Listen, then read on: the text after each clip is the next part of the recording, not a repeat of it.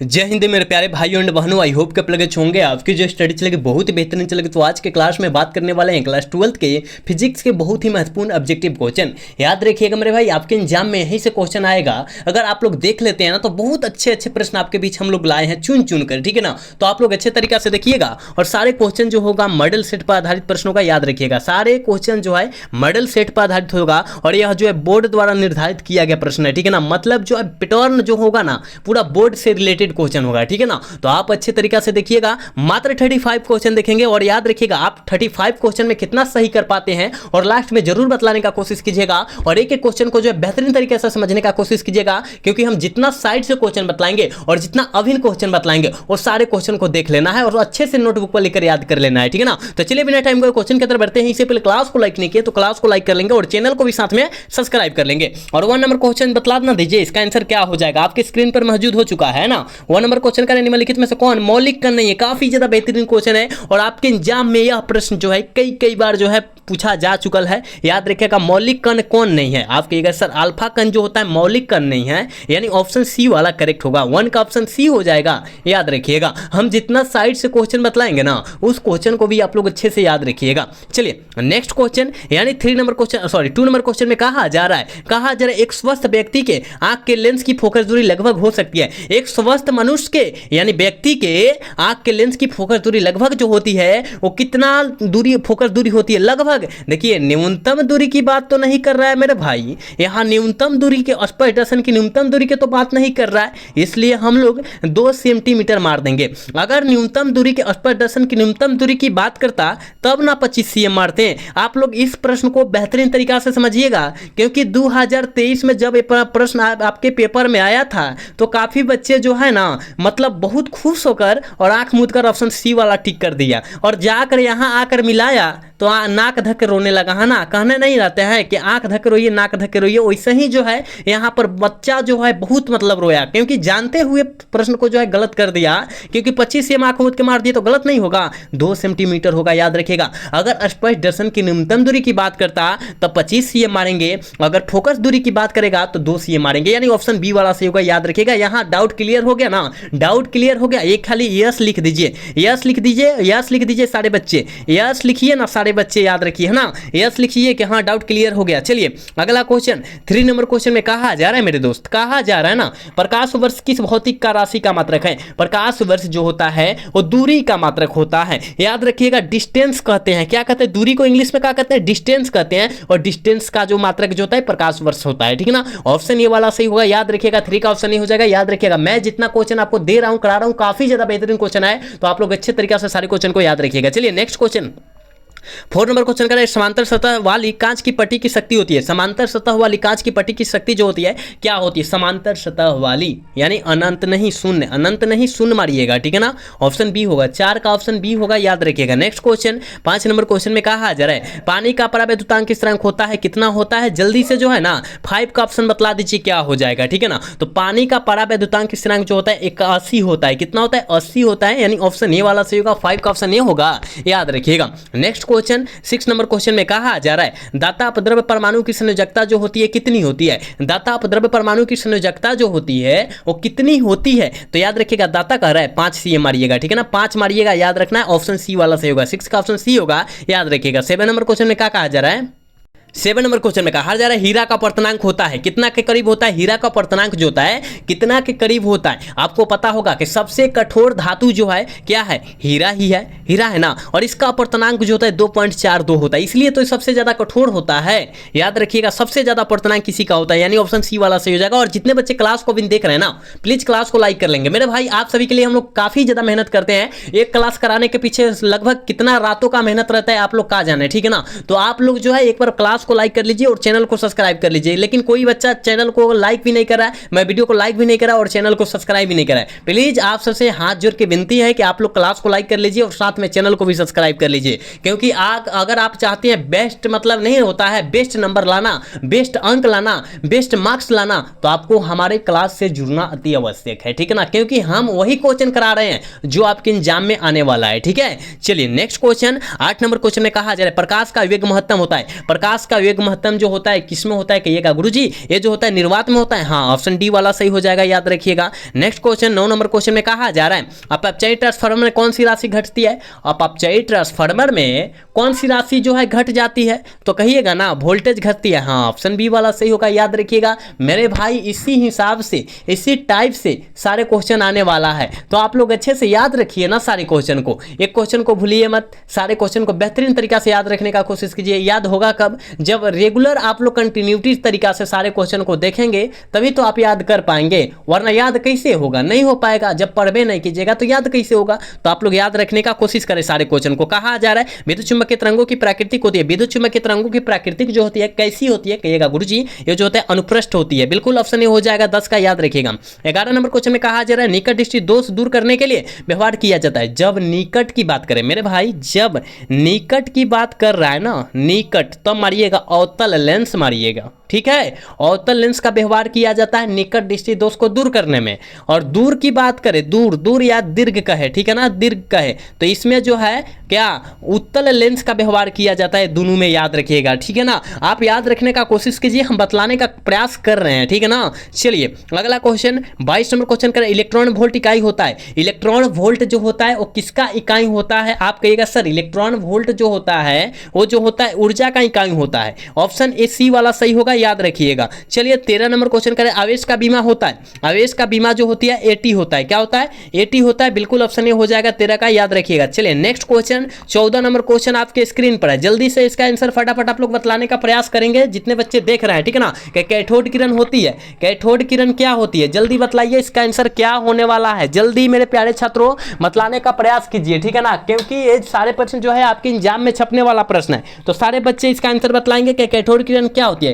कहिएगा गुरुजी कैथोड किरण जो होती है इलेक्ट्रॉन होती है, क्या होती है, इलेक्ट्रॉन होती है। तो इलेक्ट्रॉन ना मारिए, ऑप्शन ए वाला मार दीजिए, ठीक है ना। चलिए 15 नंबर क्वेश्चन का है लोहा होता है। देखिए लोहा, कोबाल्ट, निकेल, लोहा एफई से कहते हैं, सीओ कोबाल्ट कहते हैं, एनआई निकेल, मतलब तीनों में से कौन है ना, लो चुंबकीय मार दीजिएगा आंख मूंद कर, ठीक है। चलिए अगला क्वेश्चन 16 नंबर क्वेश्चन में कहा जा रहा है 20 cm फोकस दूरी वाले उत्तल लेंस की क्षमता डायऑप्टर में होगी। 20 cm फोकस दूरी वाले उत्तल लेंस की क्षमता डायऑप्टर में क्या होने वाली है, कहिएगा सर 20। हाई देखिए क्षमता यानी पी का मान पूछा जा रहा है, यानी 100 कितना हो जाएगा, कितना होगा 20, यानी एफ जो है एफ होता है, मतलब एफ का मान जो 20 दे दिया है, काटेंगे 5 डायऑप्टर आ जाएगा, ठीक है ना। डायऑप्टर में आंसर मांग रहा है, डायऑप्टर में कर देंगे, ठीक है। ऑप्शन बी में दिया, ऑप्शन बी वाला सही हो जाएगा, ठीक है। 16 का ऑप्शन बी होगा।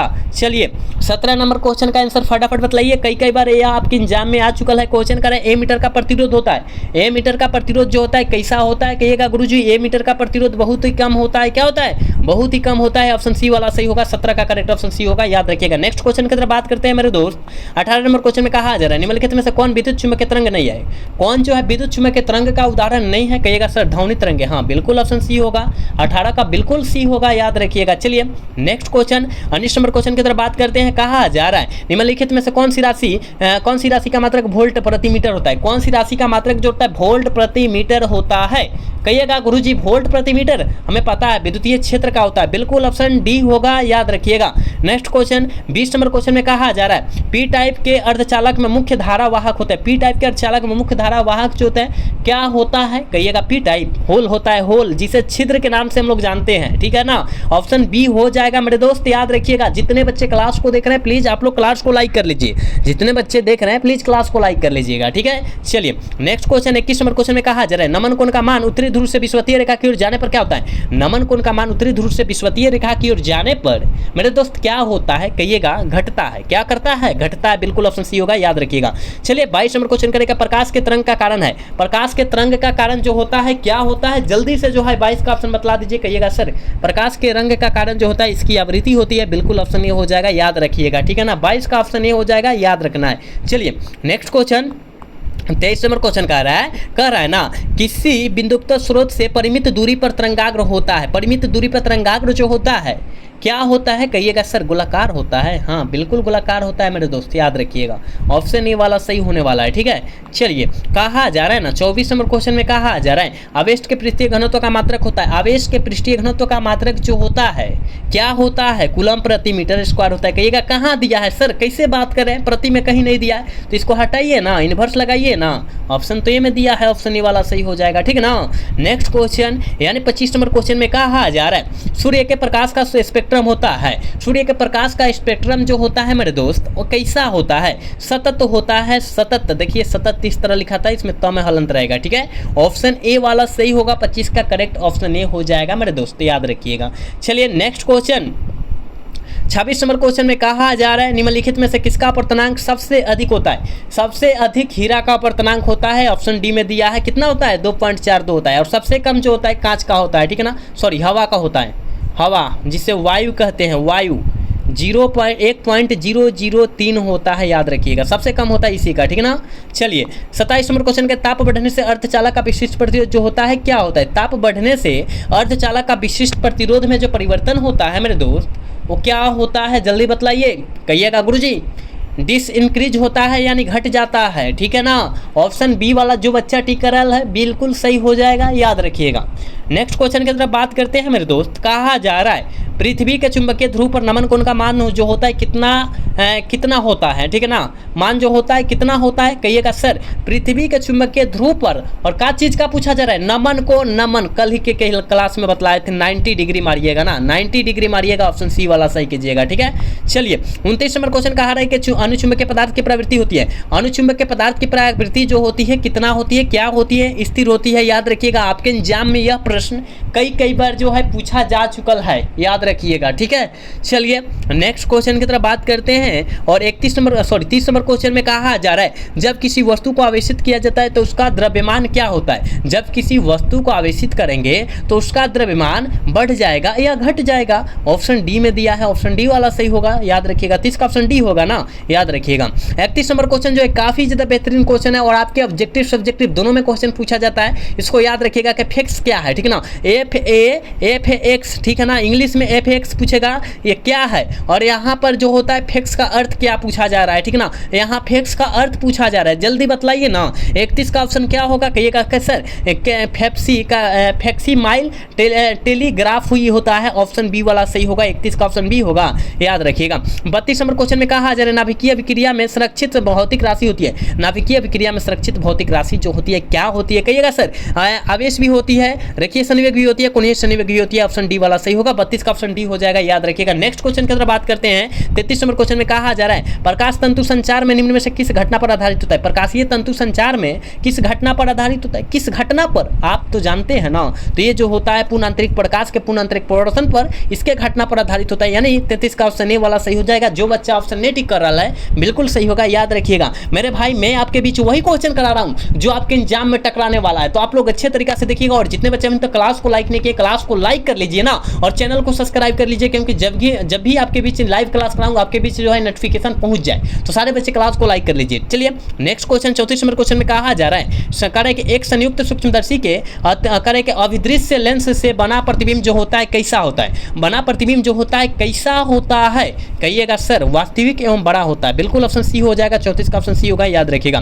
35 नंबर क्वेश्चन है और आज के क्लास के लास्ट क्वेश्चन है, क्योंकि पहले ही बोल दिए थे कि आज हम लोग 35 क्वेश्चन देखेंगे, मात्र 35 क्वेश्चन देखेंगे, पहले ही हम लोग बोल चुके हैं। कहा जा रहा है विद्युत हीटर में जिस तत्व का व्यवहार किया जाता है वह क्या है? कहिएगा सर नाइक्रोम ना है, बिल्कुल ऑप्शन डी हो जाएगा, याद रखिएगा। 35 का ऑप्शन डी हो जाएगा, याद रखिएगा आप लोग, ठीक है। तो हमने यहाँ पर 35 क्वेश्चन आपके एग्जाम के पॉइंट अभी से काफ़ी ज़्यादा बेहतरीन क्वेश्चन देखा है, तो आप लोग अच्छे से एक एक क्वेश्चन को देखिएगा, क्योंकि एक एक क्वेश्चन आपके एग्जाम के लिए काफ़ी ज़्यादा इंपॉर्टेंट साबित होने वाला है, ठीक है ना। तो जितना क्वेश्चन कराए हैं बेहतरीन तरीका से देख लीजिएगा। आज के क्लास कैसा लगा? अगर अच्छा लगा हो तो चैनल को सब्सक्राइब और वीडियो को लाइक करना भूलिएगा। मिलेंगे अगला सेशन में। जय हिंद, जय भारत, टाटा, बाय बाय।